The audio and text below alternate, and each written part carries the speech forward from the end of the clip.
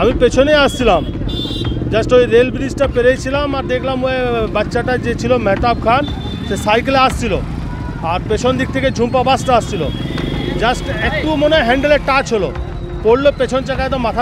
দুবরাজপুরে বাসের চাকায় পিষ্ট হয়ে এক কিশোরের মৃত্যু, এলাকায় চাঞ্চল্য। বীরভূমের দুবরাজপুর থানার রেল ব্রিজ সংলগ্ন আশ্রম মোড়ে বাসের ধাক্কায় ও বাসের চাকায় পিষ্ট হয়ে এক কিশোরের মর্মান্তিক মৃত্যুতে এলাকায় শোকের ছায়া। দুর্ঘটনাকে কেন্দ্র করে সেখানে বেশ কিছুটা উত্তেজনা দেখা দেয় ও চাঞ্চল্যের সৃষ্টি হয়। জানা গিয়েছে ওই মৃত কিশোরের নাম মাহতাব খান, বাড়ি দুবরাজপুর থানার আদমপুর গ্রামে। স্থানীয় বাসিন্দা ও প্রত্যক্ষদর্শীরা সাংবাদিকদের জানান, একটি বেসরকারি বাস দ্রুত গতিতে গেরুয়া পাহাড়ি থেকে আসানসোলের দিকে যাচ্ছিল।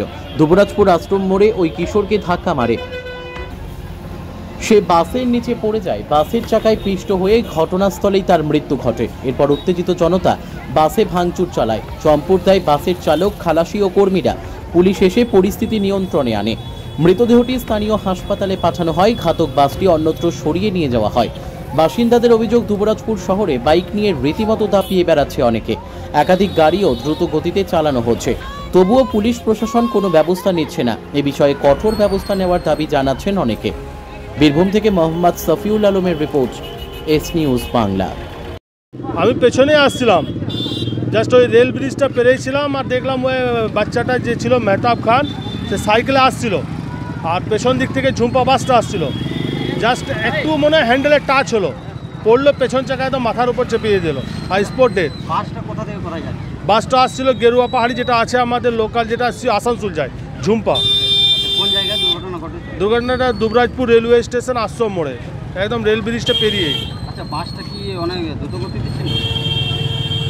গতি তো ছিলই, কারণ জাস্ট কী ব্যাপার কিছু বুঝতে পারলাম না। অ্যাক্সিডেন্ট একটা হলো, কিন্তু বাসে যখন আমি এলাম তো বাসে কেউ ছিল না, বাসে সব ছেড়ে পালিয়ে গিয়েছিল। বাসটা রোডের মধ্যে দাঁড়িয়েছিল, ছেলেটা একদম পড়েছিল, কিন্তু ছেলেটা মুখ দেখে বুঝতে পারছিলাম না কোথাকার বটে, কিন্তু জাস্ট শুনছিলাম হ্যাঁ আমাদের ওই দিকেরই বটে, তো হাত দিতে পারছিলাম না যেহেতু পুলিশ নেই। ফের আমি যে পাকুড়তলাতে যে একটা আপনার কনস্টেবল থেকে ওনাকে বললাম যে আপনি একটু তাড়াতাড়ি পুলিশ পাঠান, ওখানে একটা আসছে, অ্যাক্সিডেন্ট হয়েছে, স্পট ডেথ হয়ে গেছে, ছেলেটা পড়েই রয়েছে আর পুরো জাম হয়ে আছে। ছেলেটার কি নাম? ছেলেটার নাম মেহতাব খান, গ্রাম আদমপুর। বয়স কত? 13-14 বছর। আচ্ছা, বাসটাকে কোথায় নিয়ে যাওয়া আছে? বাসটা আমি দেখলাম দাঁড়িয়েছিল, তারপরে পুলিশ এলো, কোথায় নিয়ে গেলো আমি তারপরে চলে গেছিলাম বেরিয়ে, প্রচুর ভিড় ছিল।